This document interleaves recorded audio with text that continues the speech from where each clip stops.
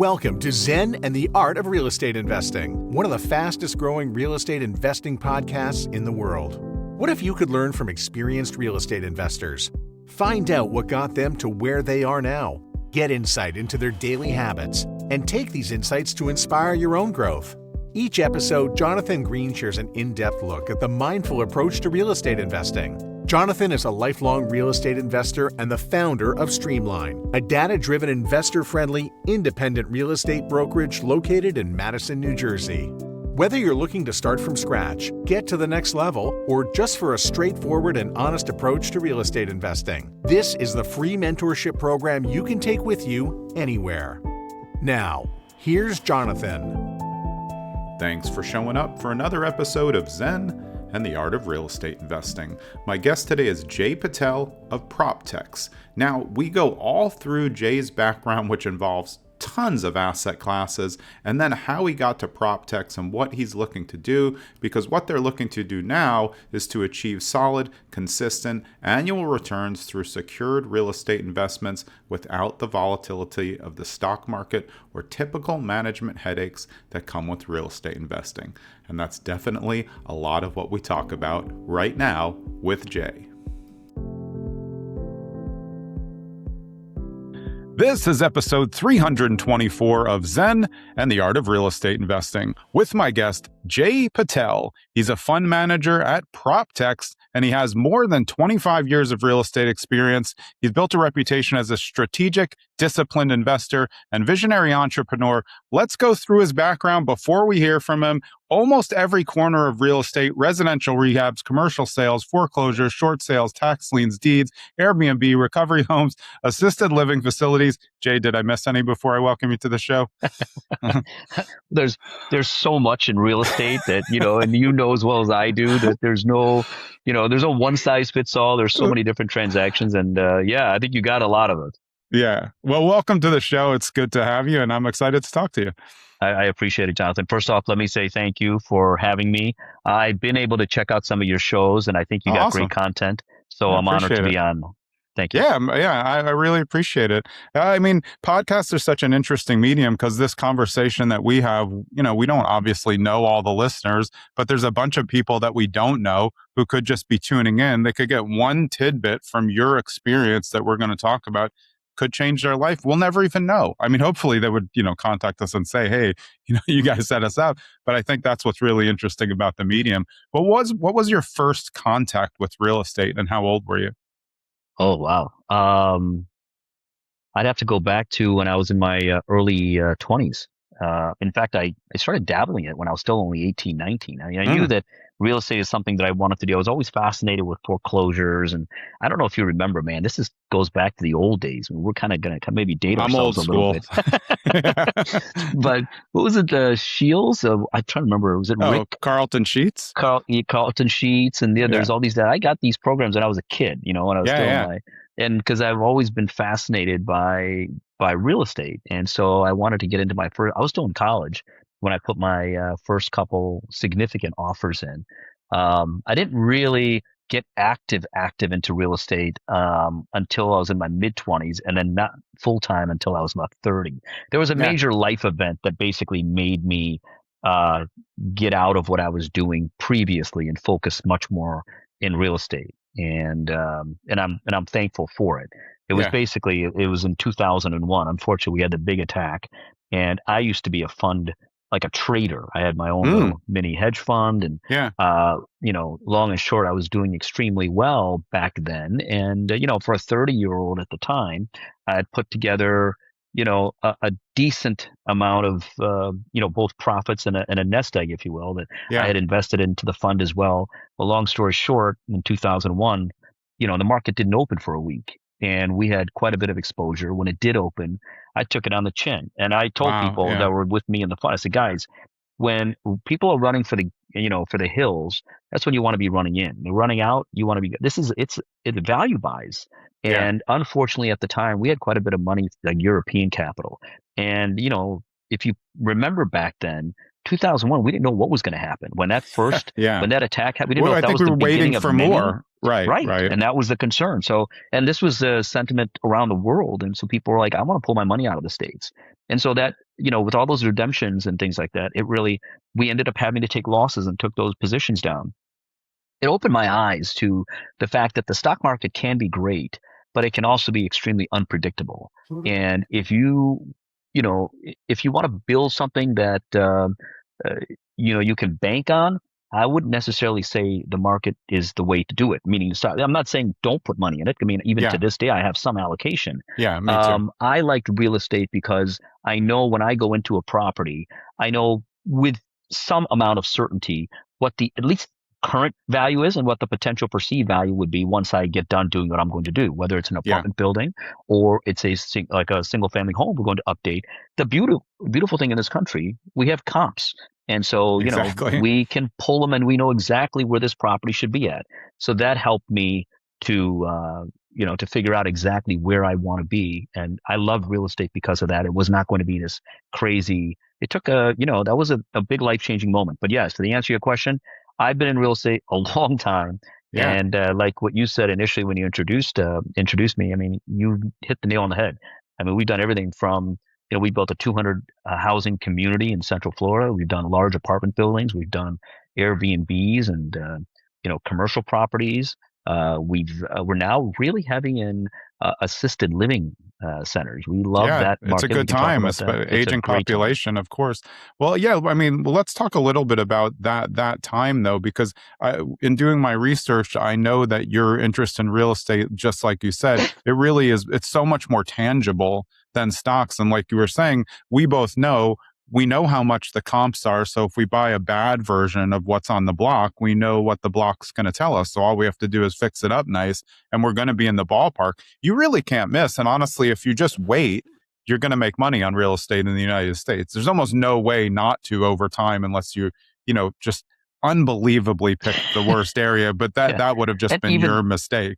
And you still probably do fine, honestly. Right. You may not get the kind of return, but you're not going to get your shirt handed to you. I mean, I'm not going to say you can't lose. People can lose, and I've seen people lose. But, I agree with what you said. I mean, at the end of the day, it's much more predictable because you can forecast and what the approximate value is.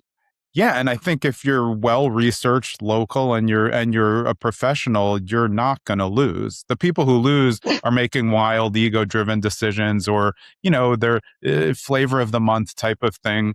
It's interesting though because I've been in a lot of things too, and everybody asks me like, "Oh, why don't you just stick with one thing?" I get bored.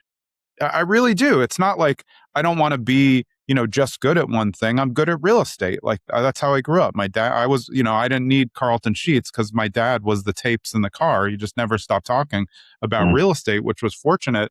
But yeah, I mean, I learned from an early age, like that I could see the real estate and that I could see the land underneath. And I've always kept that in mind that it was just more tangible. And like you, I wasn't a trader, but I always invested in stocks. I still do. But now I'm more invested in index funds, and then I have a play account. So just so I can play with not a lot of money. But yeah, I think the same thing. I like to be fully diversified, but I really find that real estate over the long haul, pretty hard to miss. It's pretty hard to miss, yeah. And I would agree with you as far as individual stocks. I avoid them completely. When I have, I just have a little account. It's like a challenge to myself because I've always been good at. I've literally never lost. Picking. Yeah, I'm just good at just very small. Like it's very not a lot of money, but I just like to have it. Nice. Yeah, it's good. It makes you feel good when you pick one and it goes up, whatever, 20, 25, 30%, 100%. It feels good. Yeah, it's not like something that I like to put surprises. Too much.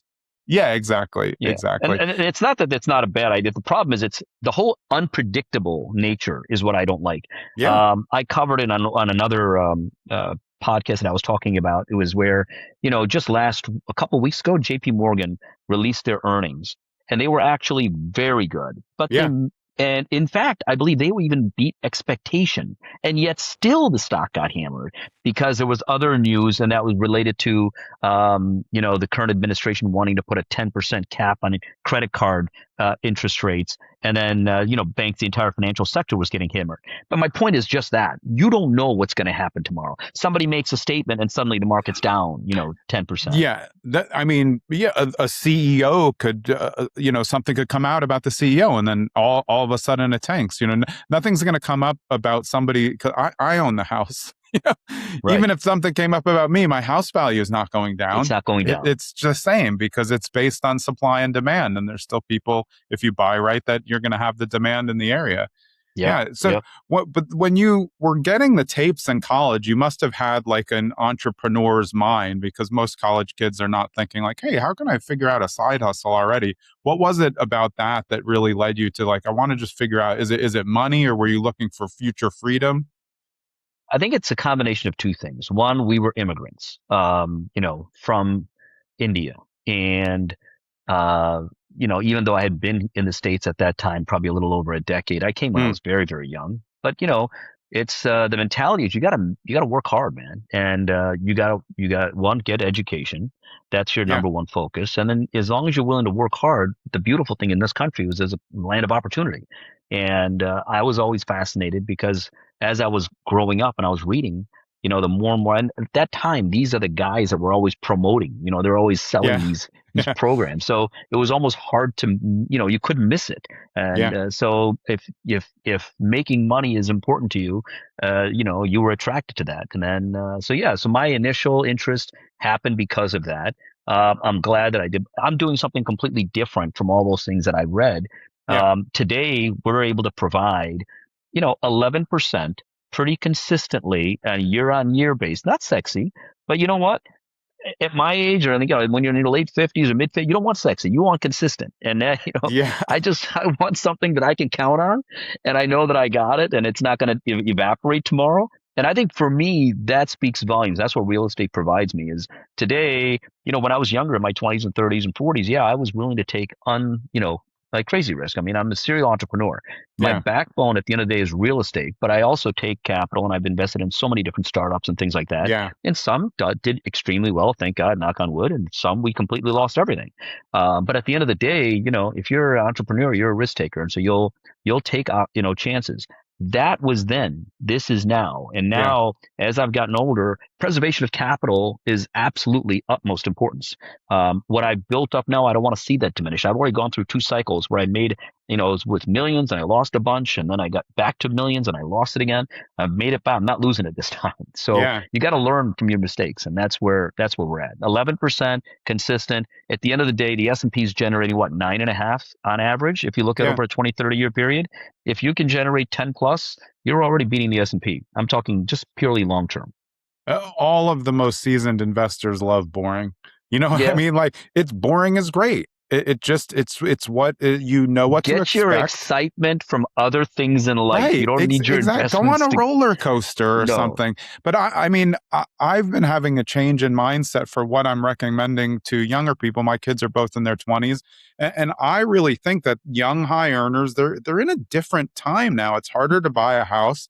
A lot of them, there's not really a reason to buy a house if they want to be mobile. But if they're a high earner, they have money to invest. And sure, maybe they plunk some in index funds, but I really see younger people getting smarter with their money and investing more passively earlier, because it's just smarter to be boring. If you just look at how kids have changed, like kids, they don't drink and party like my age did. They're pretty much, I mean, maybe it's because of phones, or they just don't do as much stuff, and that they're lonely. But maybe that also helps them get smarter with what they're doing with their money, because they're not spending as much as all of us dummies in our 20s who are just like, oh, this is fun. We're having so much fun. I don't know. Maybe they're spending it in apps, but I hope not. I've had the same conversation with friends and family, how, we look back, man, we were bad, compared to our kids today. We had nothing else to do. There was no, like all we had was like Atari or something. I mean, it was so bad. How long can you play it for? Yeah, so we were, we'd be doing all the crazy things, whether it's sneaking out of the house and doing all my kids don't have to do that. The beautiful thing now is, I grew up in a very conservative household. We couldn't do half the stuff that my kids can do whatever they want, but it's okay because, it's better that when you grow up, if you let them, whether it was drinking or whatever, we Yeah. let them start a little earlier so they know what their tolerance is rather than Yeah. before they go Yeah. to Yeah. college and they don't I only agree. blow up and, so that's the kind of different mindset where what I was brought up with then versus what they're brought up with. But we look at it and say, man, we were a hell of a lot more mischievous back then. But a part of that is also because of the restrictions that we had. We kind of, we reacted, if you will, Yeah. but these kids don't have to do that. And I think the kids nowadays are great. And I agree with you. Like my boys, we've actually taught them how to, and even my daughter's my oldest. She just got married about a month and a half ago. She Oh, bought her first congrats. property. Thank you. She bought her first property at 22 Yeah. and she graduated college. And instead of renting, we said, look, if you're going to be here at that time, remember rates were lower too. So Yeah. it made sense. Like you made a very important statement. It's not necessarily the best investment just to buy. Especially, you got to look at all the factors. If Yeah. rates are high, and let's say other factors like you don't know you're going to be in that location for a long term, it really doesn't make sense to buy. You're better off Yeah. renting. So we've done rent versus buy analysis, and it's very individual specific. You can't just I put out a agree. boilerplate statement and say, "Oh yeah, buy a home, it's great." But my parents believe that. Under all circumstances, you'd never rent, just buy. But that's old school thinking. I think in a bubble, I still believe in home ownership because the appreciation is so unbelievable in America generally that if you can just hang on, you're going to do great. But if it's your last money, it doesn't, like, similar to you. I did this analysis. I bought my daughter a house it's really her house, but because she's 22, it was like, yeah, we're going to use my levers. And yeah, because I like the asset and she has a lot of pets. So she needed a house. She was ready for a house. My son lives in an ADO over my garage. That's working for him. He likes to have the no rent and just kind of, figure out what he's going to do. But yeah, it's an interesting time for people to figure out. And I think you're right. Each child or each even person out there, young person, needs to make a decision for themselves, and they have to take the advice of their parents, but also look at what else is out there, listen to podcasts and see like what are the best options. Because you can listen to one podcast that says, I literally listened to 2 Diary of a CEO episodes last week. One was, buying a house is great. The other is buying a house is not great. They both had great points about it. But of course, there's content out there really for anything, yes or no, on literally every single issue that they can think of. So it's a tough time. It's overload on content. And once you go down one part, the algorithm's going to keep showing you that part. So you think it's better and you're just going to miss the other stuff. Yeah, you're absolutely right. And I do agree with them investing early. I would Yeah. say, if you have listeners, I don't know if your demographic is in large part younger. I think probably maybe more older, right? But the younger people that listen in, I think, trying to think the last time I looked. No, it's is really it all over the map, but is I it think really there's a all okay? That's strong, great. there's a strong younger contingent. So Yeah. my message to them, absolutely. One, I concur with what you said. You absolutely should be investing passively at least, Yeah. if not actively into something that you're gonna have to manage, at least something that you're gonna be able to put it away. And then also they're younger, so they can afford to take a little bit more risk. You don't have to go after, super conservative 4, 5, 6, 8% returns. Get to the double digits, Yeah. look for something that can, at the same time, if you have something that can give you that type of a decent double digit return without risking a significant amount, that's even better. Yeah, So, the risk mitigation for young people is important because it's really the first part of their foundational nest egg. So that's why, like you're saying, you have an 11% fund. There's no risk there. It's built on well, so other here's the stuff. thing. Like legally speaking, John, I would love to say there's no risk, right? Yeah, But right. Yeah, I I'm mean, saying no risk, you like you with could say that, quotes. right? Yeah, In reality, no. Any investment someone's going to make is going to have some level of risk. It's a fact, right? Now the question is how much and how do you manage it? And I agree with you. I think the first thing we started out by saying is it's real estate. Number one, it's not going to get up and walk away. It's not going to zero. Right. You can touch it, feel it, and you can also predict to some level of certainty where it's going to be at.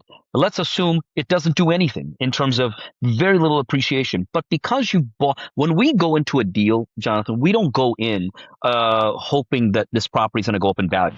We already know where we're at. So there's a big difference between a professional real estate investor and an average real estate investor. And what I mean by that, of course, so many people buy a property and they think, okay, I got money and I don't want to put it in the market. I want just something that's solid. I'm going to go buy a property and then rent it out. But they don't realize, they don't look at the numbers. And I'm sure many of your listeners may also attest to this, is they go and buy a property, they got a great interest rate, so they buy it. But then they're still marginally either negative cash flow or just breaking even. To me, that doesn't qualify. Yeah. That's not going to fit the bill because that property can easily become a drag on my portfolio if something should happen, if a tenant leaves or whatever. I mean, all it takes is one month when you're empty, and now your cash flow for the year could be negative, right? Because most of these Yeah. people, they're marginally breaking even, or maybe making a couple $100 a month, or potentially putting in a couple $100 a month. Yeah. And if you lose that 1 month, that $3, $4, $5,000, you're definitely in the negative. That doesn't work.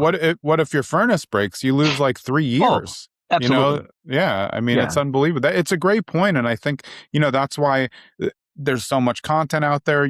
Look, turnkeys, they have a purpose. I think they're for experienced investors who like that kind of soft return. But if you're someone who's brand new and then you get 3 turnkeys, that's who loses, because only one thing has to break in any of those things to reduce all your $250 a month. In your entire economics, your entire projection changes. So right. one of the things that I've been teaching my kids, and because we're talking a lot of especially with the youth, and more specifically, is, and you mentioned something important as a foundation. When you're starting out, yes, you can take risk, and it's good to take risk. But if you, into doing that risk, if you do happen to go down, you're going to have to, it's going to take so much more to get to that level, right? It's the same thing with like retirees who have money that they're in their account and they're withdrawing every single month. It's something that and I refer to it it's a term called sequence of return risk. You may be familiar, right? So for the listeners, if someone has a set amount in an account, they're going to be withdrawing it. And during that time, should the market go down in value, so I'll take a real simple example. Let's say something is worth $10, and you've got 10,000 shares or whatever, let's keep it simple, 100 shares, right? Yeah. So when that goes down in value, if you need to pull out X amount of dollars, you can just sell only maybe, 10 of those shares, and you're okay, you get the number you need. But if that goes down in value, you're going to have to sell potentially 12 of those same shares to get the same dollar amount because the price is less. And what that means is now you have less working for you. When the price does come back up, you're not going to get back to that same number because you have less amount of the shares, right? So this happens to people. Even we always look at it from a senior citizen, or like the seniors who are retired, because they can't afford for that, for that to happen. They need something that's going to be pretty consistent. But the same way, if you're looking at youth, younger individuals, and they have X amount, if they start out and they take a big hit initially, and if hypothetically, if they have to withdraw, if they don't withdraw and you leave it in there, it's okay. I mean, to some degree, you can recover, because you don't have the diminishing factor of actually deducting from the balance. But the point I'm making is just that, anything that goes down, if it goes down hypothetically 50%, you're going to need 100% increase to get back to the same level. And that's the simple basic truth. Yeah, I think a lot of younger people are missing. They don't pay as much attention to compounding. All of us old schoolers, Warren Buffett, it's all they talk about. Just put, $1 in now, keep putting $1 in, turn around in 20 years, you got a lot of money. Like every time you think of that, it's just that people don't want to wait. And for some people, like in today's economy, it is hard to wait. You need to repurpose the money, but you have to start to balance it out to figure it out. Real estate's a great vehicle because, yes, it's tangible. You can sell it, but it's not like you just turn around and you can just sell it to anyone at whatever price you want the next day. That's kind of the benefit of stocks. Oh, it's up, you can sell it. Usually a terrible decision. You just leave it alone for as long as possible. But, it's interesting what people think. And I always say, I'm not a fan of the FIRE movement. I don't understand. It doesn't make sense why everyone's trying to rush to retire early.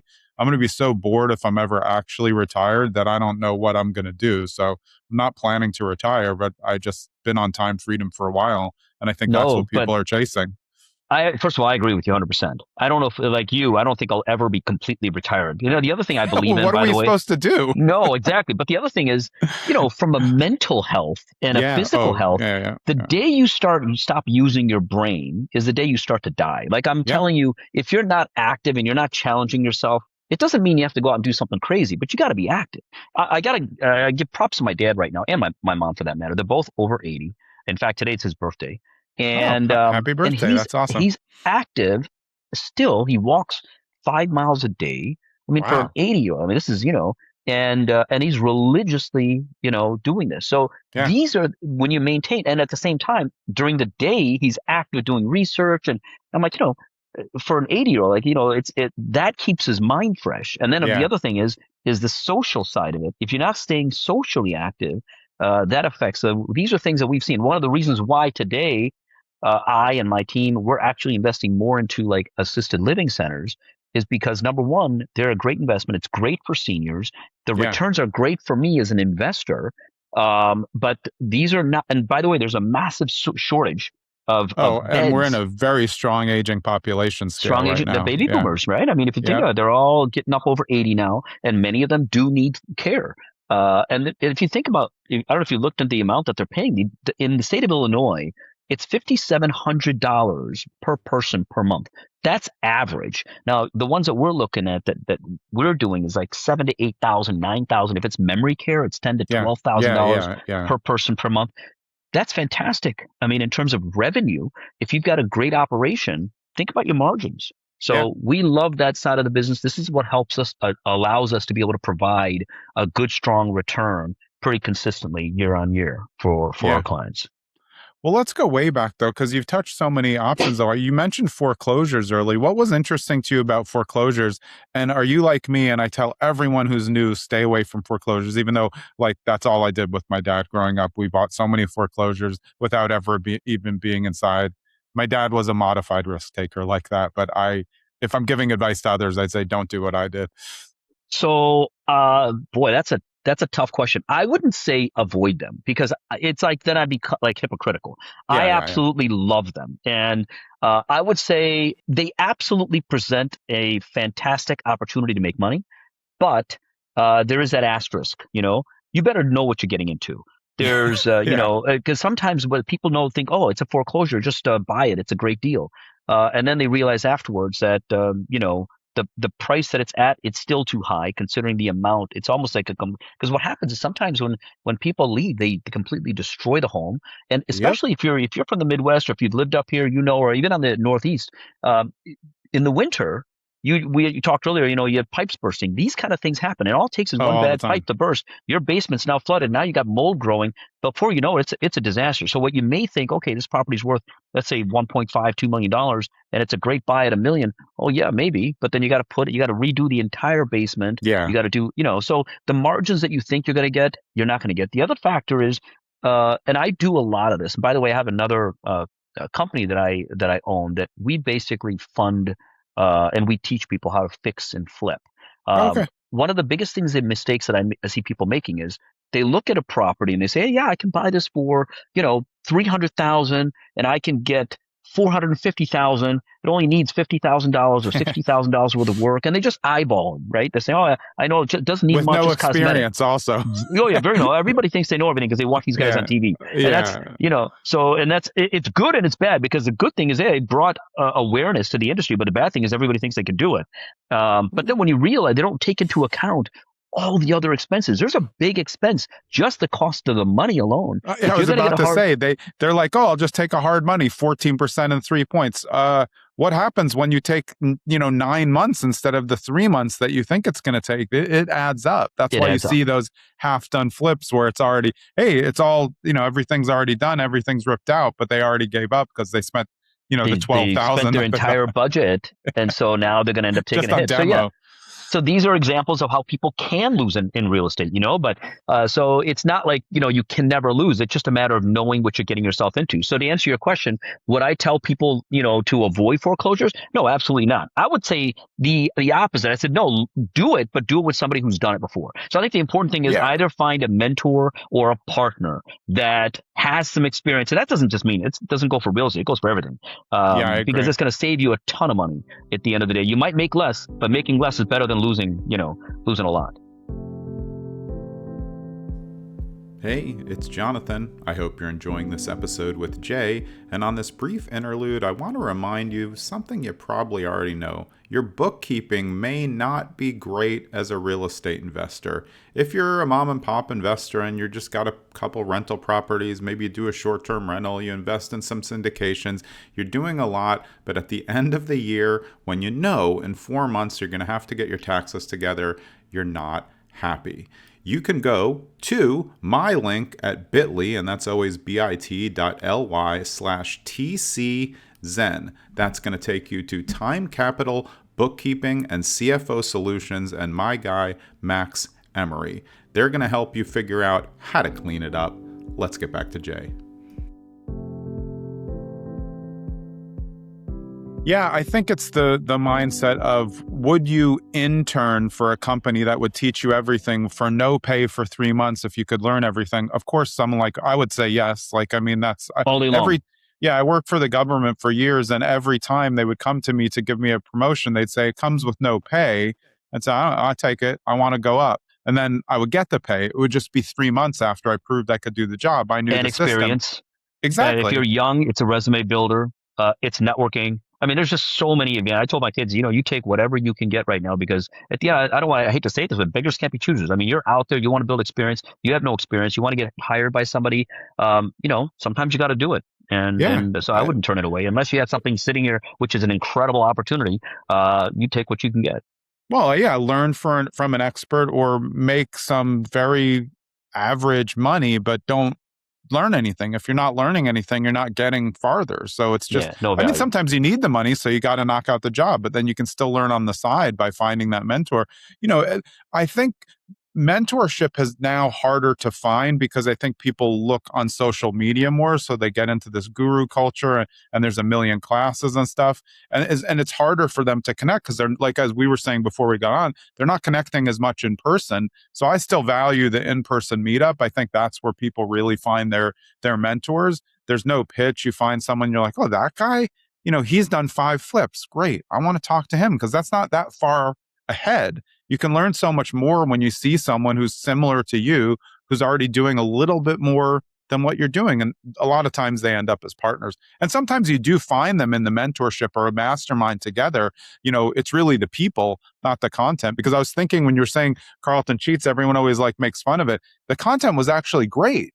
It's just that most people still today, they buy the content and they don't do exactly what they said.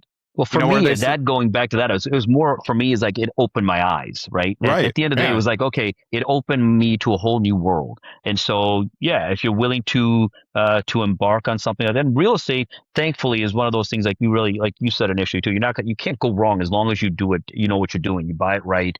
When we go into a deal, we already know we're going to make money. The question is just going to be how much. Exactly. And can we manage our expenses? So if you can get into, imagine, that's why I don't like the stocks as much. You don't know whether that stock's going to go up 20% or 30%, but I do know that my real estate value, if I'm buying it at this price, when it's finished, I already know what that number is going to be at. So then it's just a matter of how quickly I can get it done, if I can manage my expenses, and hopefully no surprises in the process. Yeah, and with real estate, I mean, you could be looking on Zillow or some program to see what it's worth each day, but that's kind of a silly thing. But stocks, you literally do look every day. Oh, it's down, I better sell. In real estate, oh, it looks the same as it did yesterday. I just do it a little more. I'm making it a little better each day, which means I'm making more money. And like you said, we have comps. I mean, comps are the greatest things out there. They exist for a lot of things, business, anything. All you just have to see is, well, if that sold for X, and I build something that's very similar, I'm going to be in that ballpark. That's close enough for me. That gives you at least a good idea. It's just whether people are being realistic about it. At the end of the day, think about it this way. The banks rely completely on them.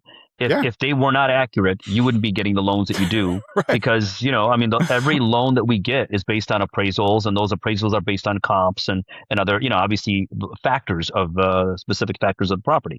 So, yeah, I mean, we're fortunate. In America, we've got a plethora of data. Other countries don't have that. One of the reasons I'm going to digress a little bit here, but we built India's MLS system. Yeah, Why? I saw that. Because they don't have it. They don't have any system that's going to aggregate the property listings in any geographic location onto a central database. When you have that, now you can actually get true data. What is the demand index for a specific area? It helps everybody. Everybody, every single stakeholder in that space, whether it's a buyer, a seller, a builder, an appraiser, a banker, you name it, everybody needs it. So, that's I would call that my baby. My latest product or project is Proptex. Extremely proud of it. It's designed for a very specific audience. Doesn't mean that others can't. Like I said, when I created Proptex, is with that in mind, that I wanted it for, our perfect avatar, perfect investor or client is someone who's around my age or our age, and somebody who's in their 50s, who's looking to retire by the time they're 60, 65, doesn't mean they're not going to stop working. I mean, it's just that they want to retire. They want to have a different lifestyle. Maybe their regular paycheck's going to stop and they're going to start pursuing another passion. But the fact is that they need a finite amount. And this is important for people to budget. And I know that many people do, and they work with financial planners. But at the end of the day, I don't even agree with what many of the financial planners are doing today. They're working on this 4% rule, which makes absolutely no sense to me. Yeah. Where you're depleting it down and living off of 4% of the value of your portfolio. I could never live on that. I mean, I want a bigger. So the biggest thing is this: when I retire, I don't want to change my lifestyle, right? I want to be able to do the things that I do today. I want to be able to travel as often. Like tonight, this afternoon, I've got a flight out to. We're going to go watch the Super Bowl, but not awesome. not at the Super Bowl. My point is, we're going to go to Vegas, play some golf, watch the Super Bowl. Anyway, the point is, I want to be able to get up and go when I want. I want to take the trip with my wife, with my kids. We take one big annual trip a year, along with other smaller trips. This is my passion. I love traveling. There's things that I don't want to change my lifestyle because now I'm over a certain age and I no longer have, a regular check coming in. So what we do is make sure that people that come in and participate with us, they can continue on, and we have that initial conversation with them to understand what are your goals, where are you at today, and then I tell them up front, can I help you get there or not? If I can help you get there, I'm going to make sure we do, and we're going to show you, look, this is what you would need to do. Do you have the resources? If not, what are your other options? And we can show them what their other options are. But the point is, don't just think that retirement's going to take care of itself, because there are too many people that don't take it seriously. And I got friends that, ended up ultimately coming to me. The genesis of this fund was, we started it because a few of my friends came to me and said, hey, Jay, you got this thing whole set up. You got, you're not working. I'm like, yeah, I am working. You look relaxed. Yeah. You look like too relaxed. I do. And we're like, they got corporate jobs. They got, listen, they've done extremely well. They're all very well educated. They got great 401ks, IRAs, etc. But they don't have, they're still worried about, running out of money. And they're like, how do we ensure that? And so I started working with them and saying, look, I only know what I know, which is I'm focusing on real estate. And I'm not saying other stuff isn't great. You can put some money in precious metals, put some money if you really want in crypto. But for me, the bulk of my assets sit in real estate. And so I help them, but I can't do that for everybody. And then what happens is, if you have two guys, and we're all in the same group of friends, one guy says, oh yeah, Jay did this, I'm doing really well. And the other guy's like, yeah, I'm doing well, but not as well as you. So it's like, it's never going to be equal. So that's when we decided, you know what, I'm going to set up a fund. You guys want me to help you? Great. Everybody puts in the fund, and then I'm going to manage it. And that's how it grew. And now I'm not doing it for 5, 6, 7, 8 people. We're going to do it for hundreds or thousands of people. And this way, everyone gets a nice, consistent, steady return. And it's the whole idea is to focus on your retirement, so you know that you have a certain amount that you can get. You mentioned compounding. Compounding is like my middle name. I love it. I mean, it's like compound. We're in our 50s. I mean, we all should love it. Anyone who's, our age, I hope they love it, because it's like just the genesis of everything. It's so powerful, man. Yeah. I don't think for life too. Enough. I mean, it's exercise, brain, anything that you want to do, learning, it's all the same. I agree with you completely. Sorry, keep going.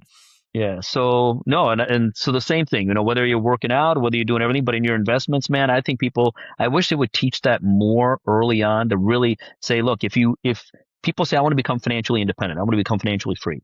Well, it's not always about what the greatest job. It's, my grandfather taught me something. This is, I'm going to tell you something. This is early on. I learned this, right?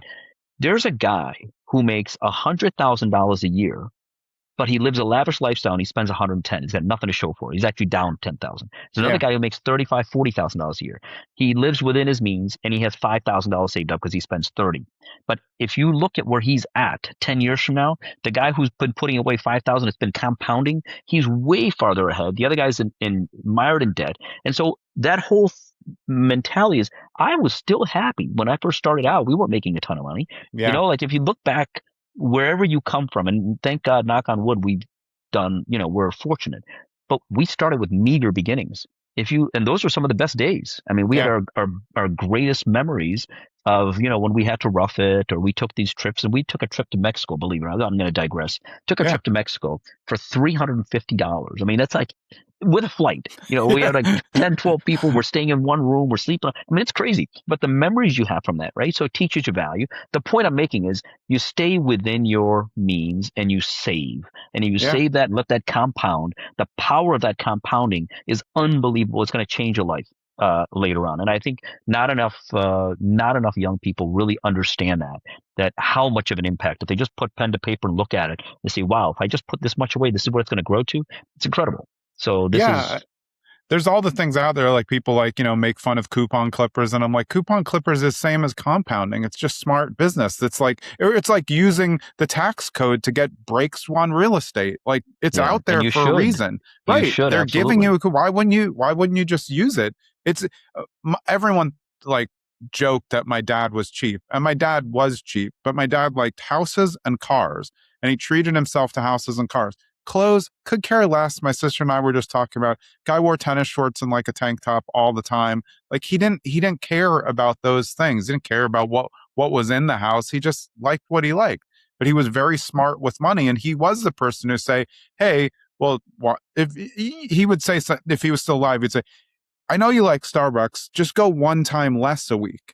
And I think that's what the FIRE movement is missing. They're thinking like of which levers they can pull quickly to get to the end. But it's like, you're not even living your life then.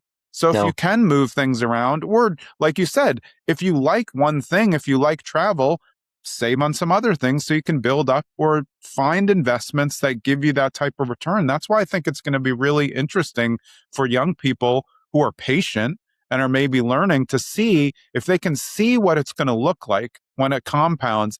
It's pretty incredible because they don't believe it. They're like, what do you mean? How is, me putting away $100 a week going to turn into $1 million in 20 years? It is. We can show you how to do it. And then it's like, maybe I can save $100 a month. It's possible. Yeah. Don't look at the big number. Look at the small. You can't, if you look at the big number, you're going to get like, intimidated or think, oh, there's no way it's not possible. But and there's the other whole domino theory, right? I mean, you want to topple that big building, and there's like, if you just have a smaller domino, you knock this little one down, and they all eventually the big one's going to get toppled over. So the point is, make whatever that is, whether it's you're looking at retirement or you're looking at just building. It doesn't even have to be real estate or financial related. Yeah. Whatever the goal is, no matter how daunting it is, take the smaller goals on a day-to-day basis, and you're going to find that big one is very achievable as long as you break it down. So create that path. I love it. This is what excites me as far as from a real estate standpoint, is there's so many things that are possible.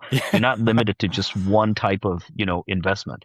Yeah, well, when I was reading your bio, that just shows everyone. And same with my background. If we go through your bio, though, of all the different types of asset classes that you've bought, which is your favorite and which would you avoid now? Okay. Wow, that's a great question. I'm going to still say that I love the foreclosures if you can get your hands on a good one.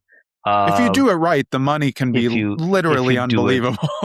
And that is why. But what I do is I have a hybrid solution. So I like to buy distressed properties, but not necessarily just sell them. So I still believe that long-term wealth is created by holding real estate.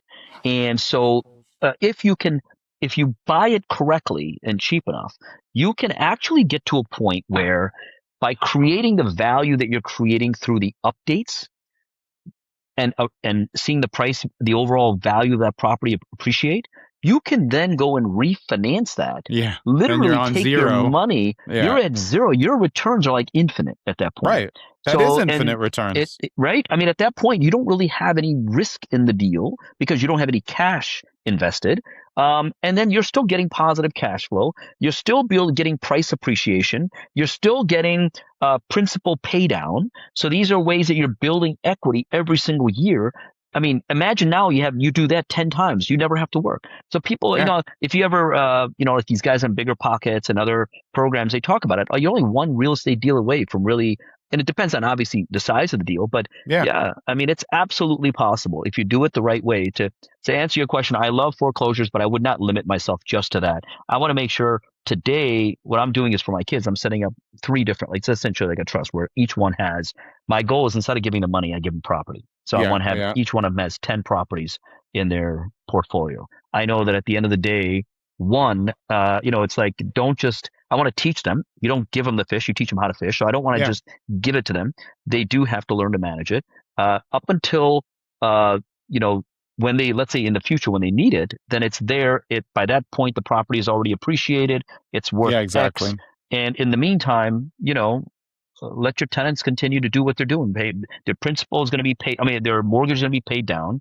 The property value is going up, and there's potentially some cash flow. But I have a little deal with them. Whatever cash flow comes from that, I'm living off of that. And if something happens to me, this is your property. So it works for both people. Yeah. No, I mean, look, buy real estate and wait is where it's at. If people, again, this is part of our compounding, and if patience, if people can do it. I grew up with a dad who was a single family buyer, bought weird stuff, bought at foreclosures, bought from yard sales, bought from people he knew, bartered for properties as legal services. We ended up with a lot of weird properties, but I was collecting rent at 13, understanding like, okay, I understood how money worked. And I feel like people aren't seeing it in person. Like when you see a tenant, like when I saw a tenant give my dad the money and then they talked and they say, oh, is anything wrong with the place? I really understood at a young age, like this is caretaking, landlording is caretaking. I would have to ask again. He'd say, well, we own the house. They pay to live here. And then I would ask, well, what if something happens? This is like real estate 101, but I really think people are kind of breezing past it, because it's really makes a difference. If you don't treat your tenant well, they won't treat your property well. Like you were saying with the foreclosure, you don't know what's going on the inside. If you have a good relationship, you're going to know, because that's the way your real estate's either going to keep going up, probably going to go up just in an appreciation sense, but it also could go down, like we were saying early on with the foreclosures. You open up there and then you realize, oh, there's been a leak. Now you have mold. Now we got to do testing. You have an oil tank. I'll never buy a foreclosure, even then, sight unseen. And there's a reason for that. Like we talked about foreclosures a lot, but even though the deal sounds great on paper, and I've done this, I'm talking from experience. Yeah, me too. And unfortunately, the biggest lessons we learn is from the losses. But and that's the hard truth of life. I will never now buy a property.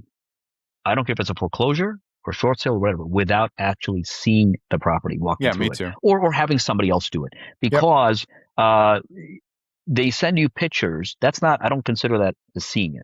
Someone who has the aptitude, has the understanding, has the experience, has to walk through it. The reason I say that is you can get a property that looks like it's okay, but if there's a foundational issue, I mean, this is what happened, where there's no pictures of the basement and the corners of the property and how the property is graded and the roof, the roof. They're like, there's a reason there's no aerial photos. It's because the roof is, littered with holes. It's a great point. I mean, basements are where it all happens, and you don't see any basement pictures unless it's finished. Even if they put basement pictures, you got to know what to look for. I mean, you got to see, like as far as they're not putting that stuff. And some of of course, if it's fully finished, you may not even see it because it's, you've got the drywall, you've got whatever they've got on the walls. But the rooms, like, for example, you have crawl spaces, or if they have the other type of, their mechanic room, you can go and you can see, because they're not normally finished completely. If there's cracks in the foundation or anything else happening there, if it has not been treated, things like that, it can be a problem. Even if sometimes you walk into these, like in Chicago, we've got buildings that have been there forever. Now, I'm still amazed that they don't have these torn down, because you can put a marble, and that marble is not going to sit there. It's going to start rolling. It's going to go from the front of the house all the way to the back of the house. 2 inches from side to side. I mean, I'm telling you, man, and same way, it can go left to right, and you're thinking, how long is this thing going to stand? And these are over 100-year-old buildings, and they still stand. People still buy them. I'm hesitant when it comes to something like that, only because I don't want what I think is a small fix turn into a bigger issue. It's different. If you're renting, it's absolutely different. You're there short term. Even then, obviously, you want to make sure it's solid. But at the end of the day, you're there short term. You're not, if something does have to be fixed, not coming out of your pocket. When I'm buying it, it's a major decision. Yeah, and those are the things, again, if you haven't walked a lot of properties, if you don't know real estate investors, you're just not going to know even what a foundation problem looks like. So you won't know what mold looks like. You won't know, the difference between mold smell, cat pee house, smoker house. You just might think they all, I mean, I hope you know those, but you just, there's things that I can walk in and I just know right away, but it's because I've walked a million properties. Yeah. You've done it many times. But the other big thing that we haven't talked about that I think is super important, especially when it comes to real estate, even if somebody wants to be a real estate investor, don't bank on one or two properties. You got to be able to have diversification no matter what. For sure. So, and don't only buy single family homes. Don't only buy even multifamilies. I would say, look, at the end of the day, if you've made a decision that I love real estate and I see it, I see the future, I believe that I can make money in this. Okay, great. You understand it. But now what asset class what specific type of property are you going to go into? You've decided you're going to go into real estate as an asset class. And some people decide, okay, flipping is great for me. Others might say multifamily apartment buildings. Yeah. Some might say, storage centers, mobile home parks, whatever the case is.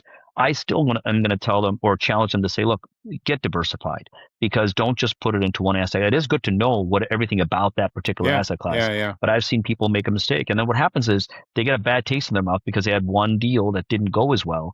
And if it does, take them down, or they don't make the kind of profit. And then what happens, they hear a friend who's in the market say, oh yeah, I made 20%, on this stock. And automatically think they can do it. You ever notice everybody always talks about their big wins. Nobody ever tells you about the loss that they had. So I made this, I made that. So the point is, I always challenge people to say, listen, block out the outside noise. You got to understand where you're at, what your goal is, figure it out. If you'd like real estate, let's figure out a plan. That's why the other reason I love the fund. So my buddies that were asking me, I said, look, with your capital, you can maybe buy one or two properties. That's not giving you the diversification. There's not also there's no guarantee that you're gonna make the kind of return. Yeah. But if you've got the diversification, even if hypothetically one property or one vertical within that fund isn't delivering, the other two or three or four are. And that's why the whole great of the fund. I mean, that's it. Yeah. And that's why I'm a huge advocate, a huge proponent of the fund. We didn't even talk about this yet, but in the fund, we have three verticals. The one vertical, we're buying distressed properties. The second vertical, we're buying long-term assets. There's a very specific reason why we want that long-term asset. I'm going to explain. The third vertical, we like to keep at least 25 to 30% of our total net asset, all of our assets, in cash. And you say, well, why would you do that? It's going to put a drag on the performance, right? Because the money, if it's not being used, now you're only generating a return from the 70% that is being used. And I challenge it by saying, look, it's not the case that it's not being used. We like to maintain cash, but even while that's in cash, we're doing quick short-term transactions. So that 25, 30% is used to make bridge loans, hard money lending. But we don't hold those loans either. We make the loans. Yeah. We'll make their, say 12%, couple points on origination, so 14%.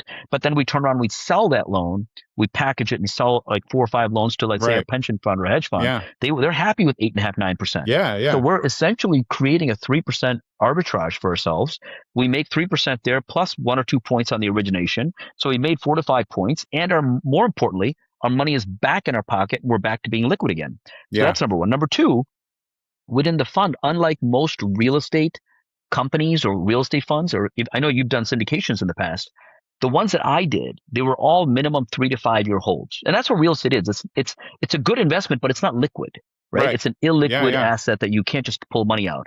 We wanted this to be different. So we said, look, only a 1 year hold is all you need. But if somebody's going to need that capital, we need to make sure we have liquidity. So we maintain 25 to 30% so you can release those after a year who want to go. Yeah, absolutely. Anybody who wants to pull out, they can, or they want to get redemptions, distributions every quarter, they can. But I explained that we have 3 different verticals. We have one that's a long-term, and the reason why we want that, and this is what the benefit of real estate really is, we're making money in all 3 verticals. So let's say on our loans, we already explained we're going to make decent money on that, right? Even though it doesn't sound exciting, 3 to 5% every time we do these things. But remember, we're back in cash. Adds up. And then compounded. Adds up. Absolutely. And then when you start talking about the foreclosures, we're making money there. What happens when you make money is you got to pay taxes, right? So if you want compounding, the taxes is going to be a drag because it's now going to cut into your 11%. How do we offset that?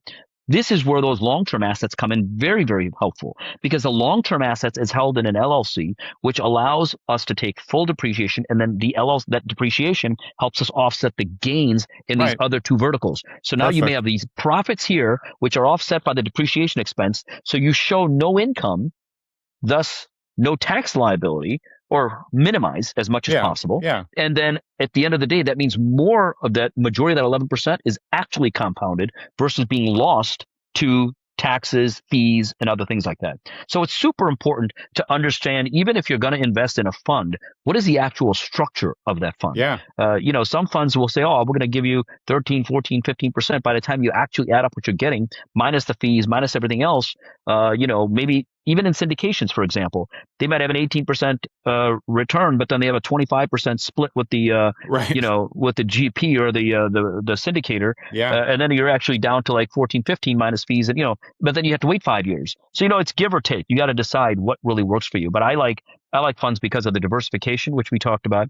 I like funds because of potential, the collateral. You're taking advantage of the expertise of the fund managers, and then especially if you have a liquid environment, it makes real estate more enjoyable because it's not illiquid like other real estate. And it's also not dealing with the day-to-day headaches of dealing with tenants or maintenance issues or anything like that. Well, that's what I was going to say. You're bringing in, like you were saying initially, you talk to your friends. They're busy individuals. They're working W-2. They're crushing it. Or do they really want to go buy a couple foreclosures, get a couple long-term assets, and then lend out some money? Like, they don't have time for that. Then you have 7 9-to-5s. Instead, you invest in one fund. And to me, funds or syndications, like, I like syndications because I can, it's a tangible property. And now I'm in multifamily and I'm not a landlord. Right. Like, how good can this be? It's like, beautiful. I can follow along, I can learn about it more, and I feel like I could syndicate if I wanted to, because I really pay attention, probably more than others as an LP.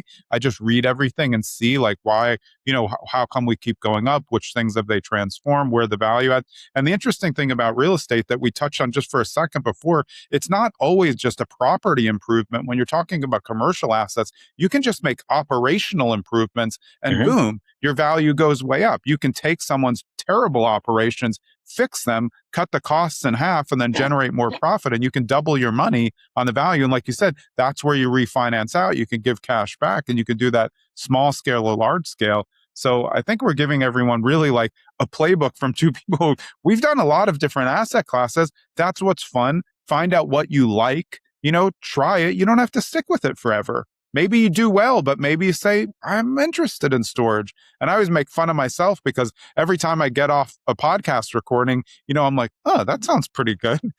I do a storage show. I'm like, storage sounds great.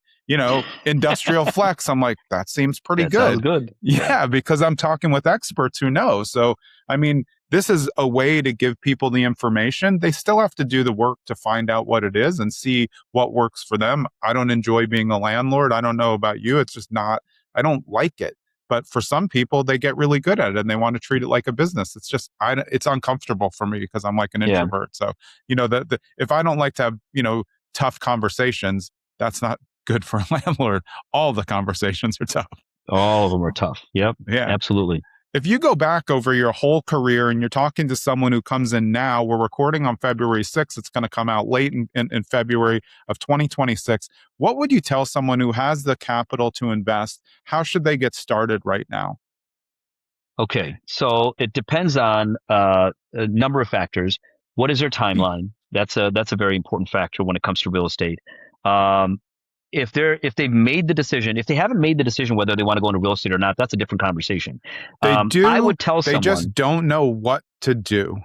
Well, I'm a little biased. So, Jonathan, I'm going to tell them, look at the Proptex funds. Nothing is better. No, I mean, listen, at the end of the day, I think that everyone should have some allocation to real estate, whether it's, would I love them to be partners with us? Absolutely. One of the things I'll tell you, what is different? What sets us apart, right? When you go to other funds, you don't get to talk to the fund manager. In all of my clients, they have my mobile number. So we are very, connected. We're in touch with our clients. It's different from investing in these other funds. So for that reason, I'd say, it's like being in a syndication, but what the benefit is that you don't have to wait 5 years. You're able to get your returns year after year after year, and you can pull out your money if you need it. And you're still getting the compounding effect. So for those reasons, I like it. One of the things that, in terms of just real estate versus anything else, what people don't realize, real estate can be money on steroids. You say, wow, wait, what? Real estate money on steroids? How is that possible? Simple example. Somebody buys a property. A traditional purchase, you're going to put down 20 or 25%. You're going to get an 80, 85%, whatever, 80 or 75, 80% loan. If that property is appreciating even at just a couple of percent, which you said, in the States, we've been pretty fortunate. Easy. Yeah.